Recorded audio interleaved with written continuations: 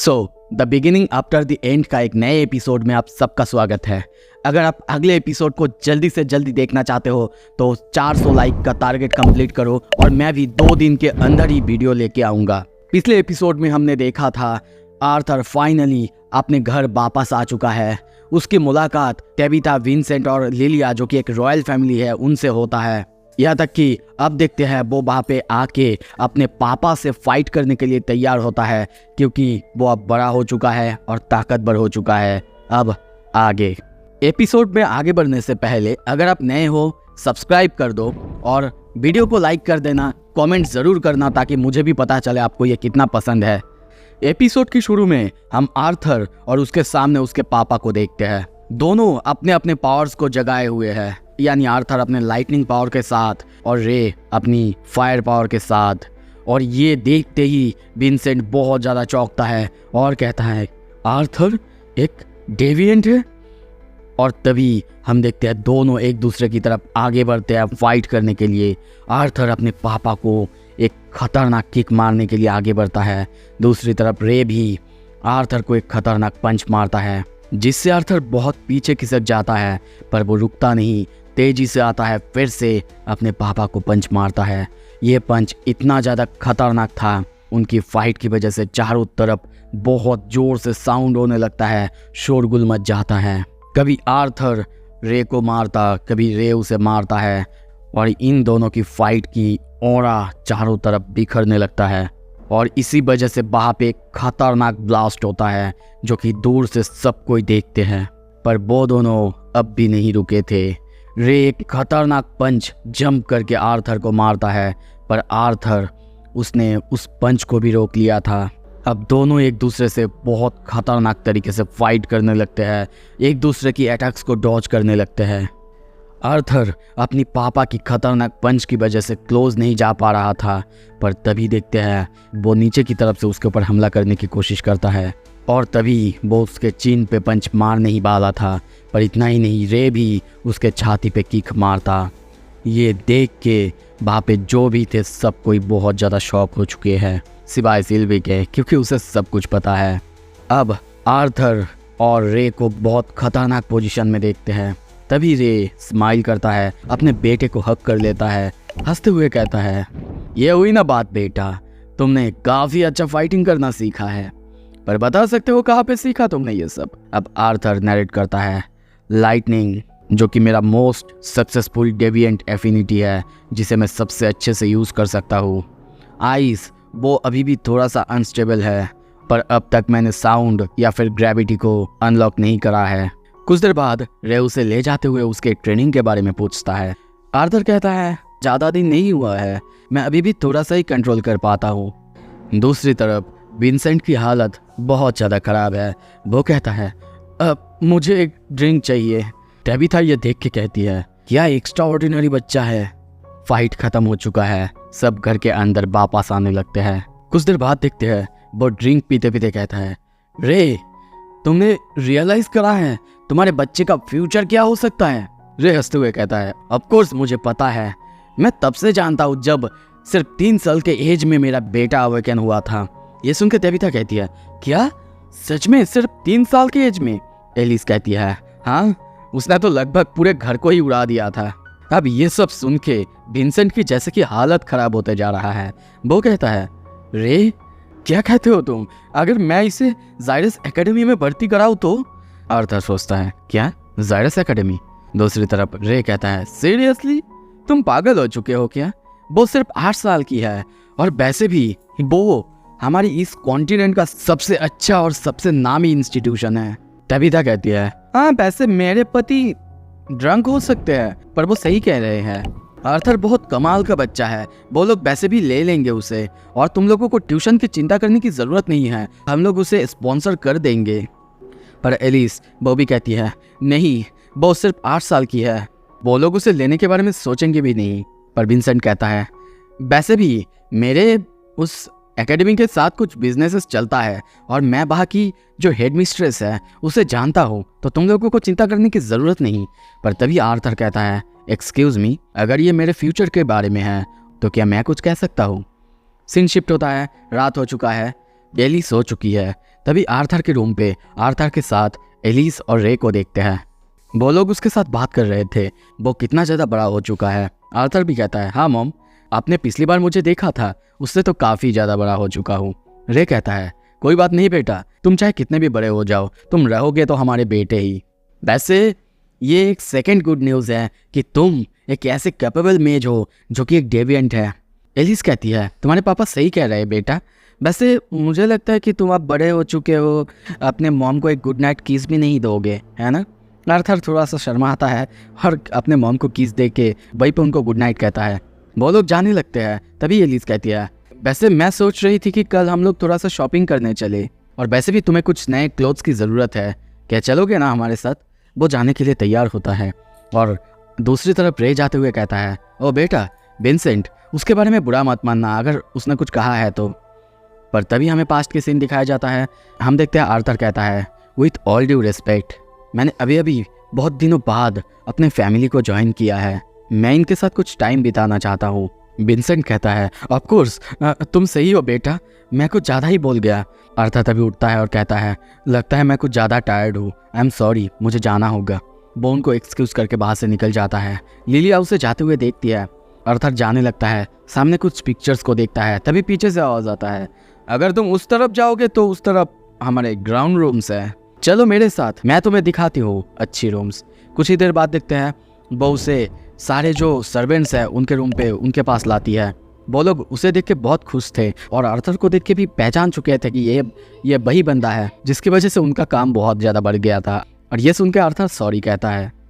कुछ देर बाद देखते हैं वो लोग लिलिया के लिए कुछ खाना लाते हैं। लिलिया बहुत मज़े से खाने लगती है और कहती है, क्या मुझे तुम लोग कोई डक मीट दे सकते हो, उसका फैटी पार्ट। वहीं पे वो औरत वो थी, वो कहती है, केयरफुल लिलिया मैडम, हेल्स्टिया को शक हो चुका है, तुम्हारा वेट काफ़ी बढ़ रहा है। वो कहती है, मायरा, मैंने तुम्हें कहा था ना, तुमको ये सब कहने की ज़रूरत नहीं है। तभी आर्थर को एक मीट कहती है, लेडी लिलिया यहाँ पे तभी आती है जब वो कुछ स्ट्रेस में होती है। पर आर्थर को समझ नहीं आता स्ट्रेस, पर आखिर किस बात का। वहीं पे आर्थर को पता चलता है लिलिया के मॉम और डैड वो चाहते हैं कि लिलिया एक मेज बने। पर आर्थर सोचता है, एक मेज, वो भी इस उम्र में, उसके ऊपर बहुत ज़्यादा प्रेशर है। और तभी वो अपने डैड को कहता है, चिंता मत कीजिए डैड, मुझे पता है वो लोग अच्छे हैं। ये सुन के वो लोग हंसते हुए उसे गुड नाइट कहते हुए चले जाते हैं।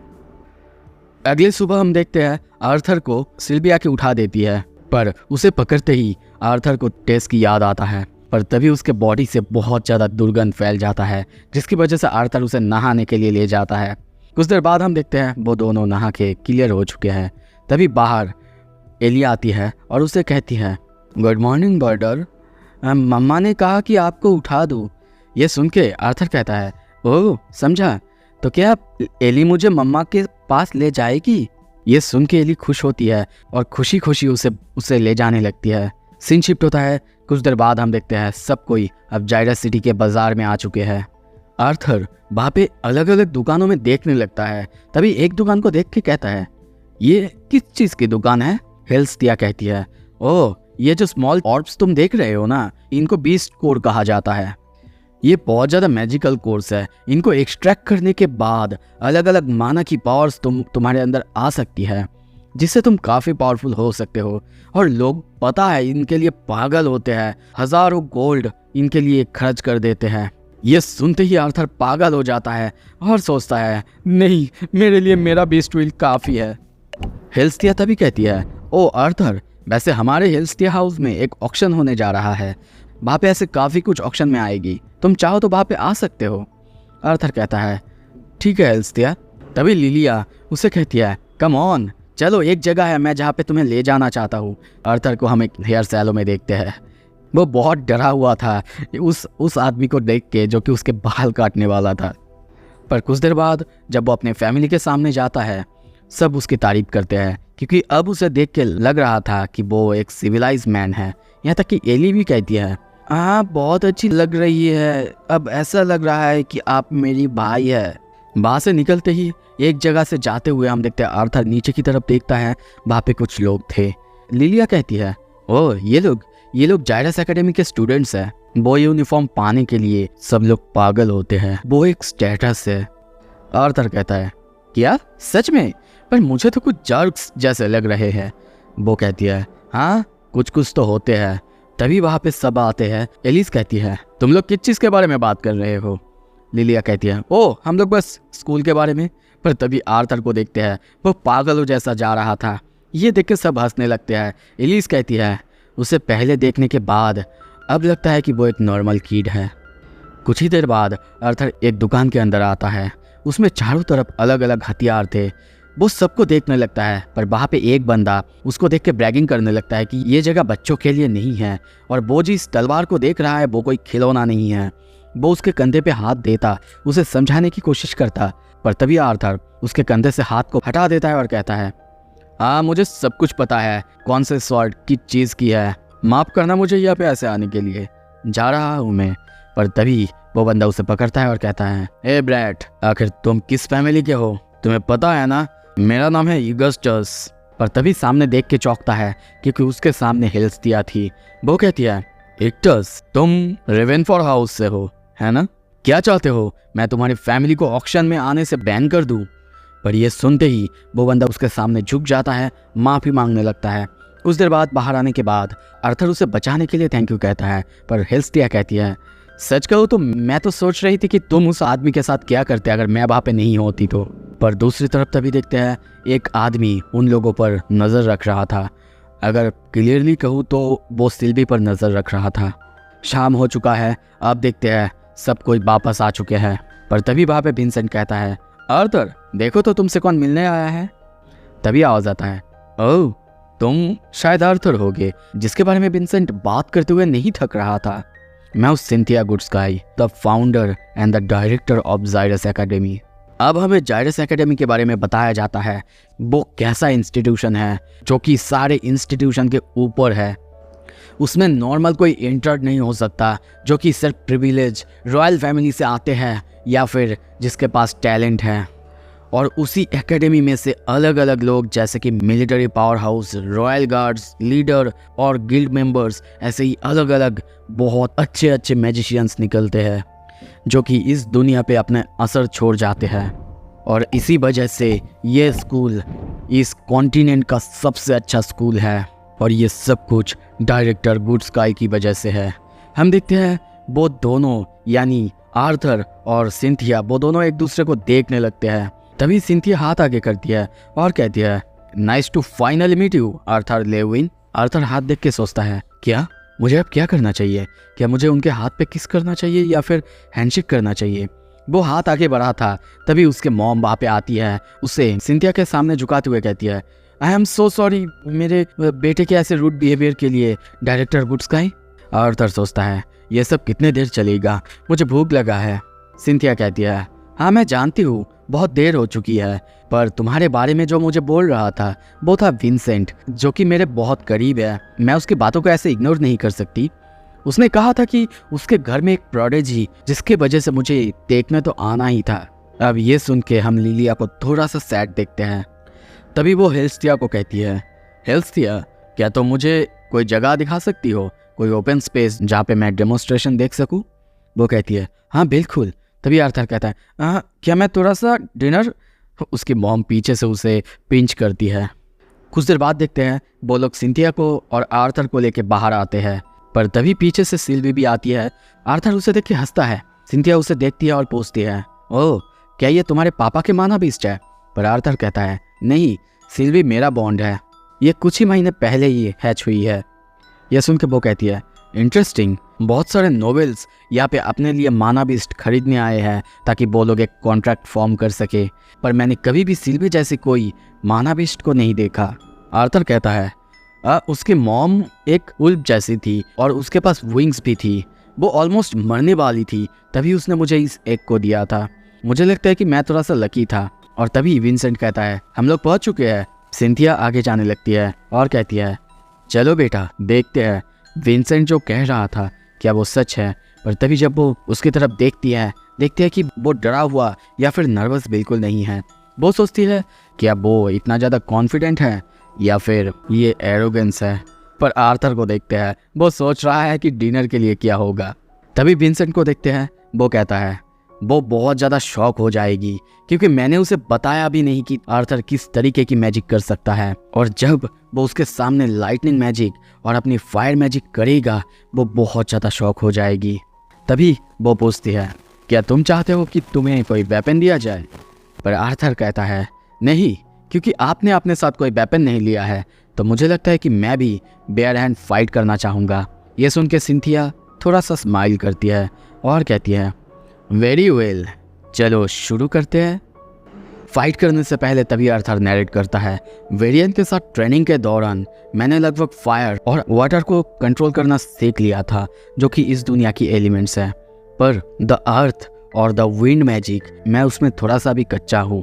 और तभी देखते हैं वो थोड़ा सा मेडिटेट करता है, फ्लोर पे पैर रखता है। उसके पैर रखते ही वो फ्लोर कांपने लगता है और कुछ ही देर बाद उसकी भार से वो टूटने लगता है। वो जहाँ पे अपना पैर रखता वहाँ पे जैसे कि ज़मीन टूटते जा रहा था। और कुछ ही देर बाद ऐसे ही करते करते बहुत सारे कंक्रीट ऊपर आते हैं हवा में, और ये देख के सब कोई बहुत ज़्यादा शॉक हो चुके थे। अब आर्थर को देखते हैं, वो एक एक पत्थर के टुकड़े को लात मारने लगता है और अब बहुत सारे पत्थर के टुकड़े जो कि सिंथिया की तरफ आगे बढ़ रहे थे। उसकी इस अटैक को देख के सिंथिया हंसती है और तभी देखते हैं वो विंड मैजिक चालू करती है।